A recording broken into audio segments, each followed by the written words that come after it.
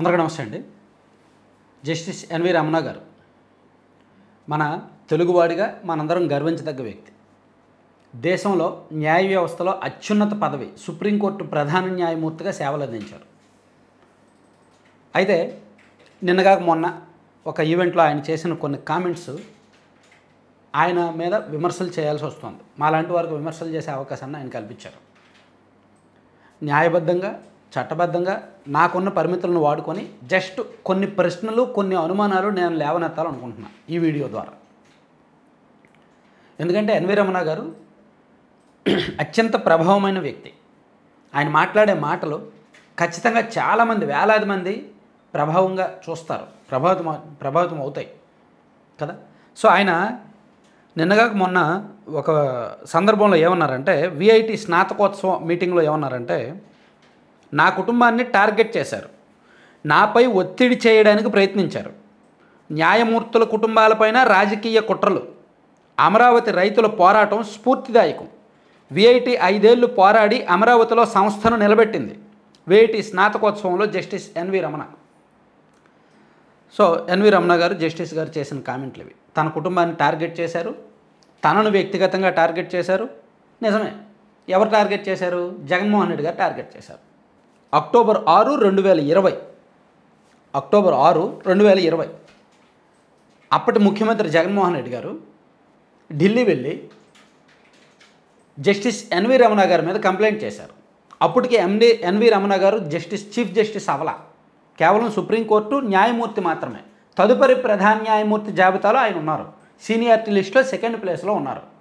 April నాటికి 2021 April నాటికి ఆయన ప్రధాన న్యాయమూర్తి కాబోతున్నారు. సో ఆయన ప్రధాన న్యాయమూర్తి కాకుండా ఉండడానికి చేయాల్సిన ప్రయత్నాలన్నీ జగన్మోహన్ రెడ్డి గారు చేసిన సంగతి అందరికీ తెలిసిందే.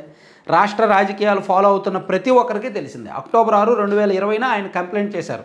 అప్పటి సుప్రీంకోర్టు ప్రధాన న్యాయమూర్తి గారికి ఫిర్యాదు చేశారు, కేంద్ర హోంమంత్రి గారికి, అందరికీ ఫిర్యాదు చేశారు. ఆయన ఇలా అమరావతిలో భూములు కొన్నారు, ఇన్సైడర్ ట్రేడింగ్లో వాళ్ళ కుటుంబ సభ్యులు ఉన్నారు, అది ఇదని కదా.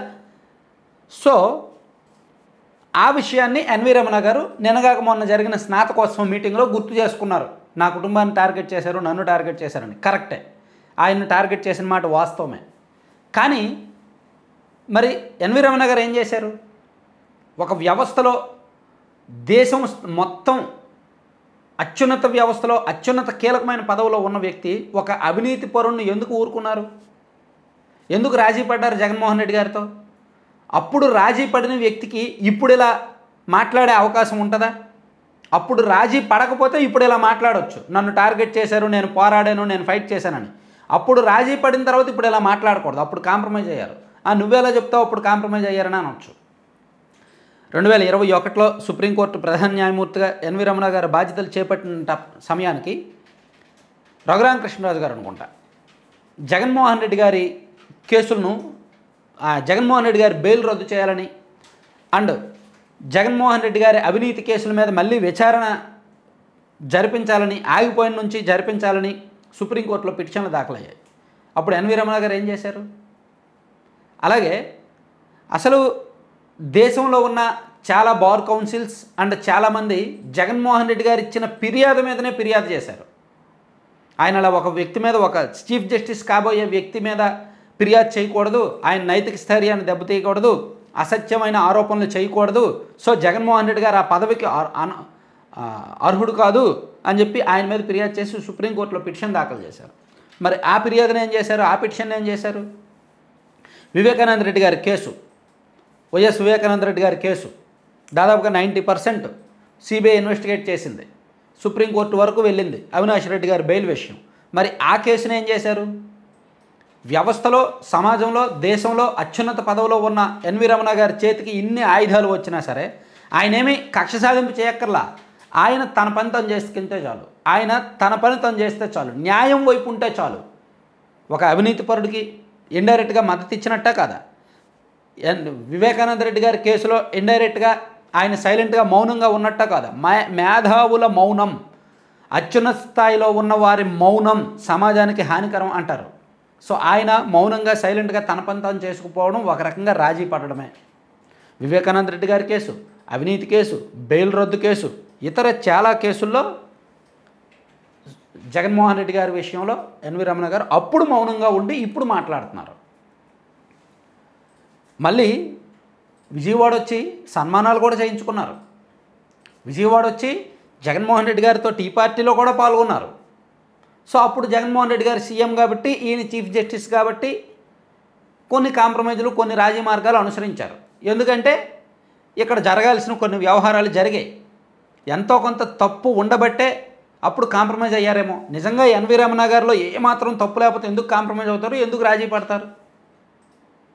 అప్పుడు ఆయన చేతిలో ఉన్న, ఎందుకంటే సుప్రీంకోర్టు ప్రధాన న్యాయమూర్తి అంటే ఎంత పెద్ద పదవి, దేశంలో అత్యున్నత పదవి కదా. సో ఆ పదవిని వాడుకుని ఆయన ఏమీ చేయలేదు. అట్లీస్ట్ న్యాయం చేయలేదు. నేను ఇక్కడ చెప్తున్నది ఏదో చేసేయండి అని చెప్పట్లా, న్యాయం చెయ్యాల. అనేక కేసులను ఆయన పరిష్కరించలేదు. ఏదో సైలెంట్గా మౌనంగా చేసినంతకాలం చేసి మళ్ళీ సైలెంట్గా పదవీ కాలం అయిపోయిన తర్వాత ఇప్పుడు వచ్చి అక్కడక్కడ మీటింగుల్లో పాల్గొని కబుర్లు చెప్పుకుంటూ ఉన్నారు. మంచిదే, అటువంటి వ్యక్తిని మనం విమర్శించడం తగదు. ఆయన హోదా వేరు, ఆయన వ్యక్తిత్వం వేరు, ఉన్నత వ్యక్తి. ఎందుకంటే ఆయన కూడా ఈనాడులో పనిచేశారు, కొన్నాళ్ళు స్ట్రింగర్గా పనిచేశారు. మన తెలుగువారు గర్వించదగ్గ, గుర్తించదగ్గ వ్యక్తుల్లో ఆయన కూడా ఒకరు. ఖచ్చితంగా ఆ విషయంలో ఆయన్ని నెత్తి మీద పెట్టుకోవాలి, అప్రిషియేట్ చేయాలి.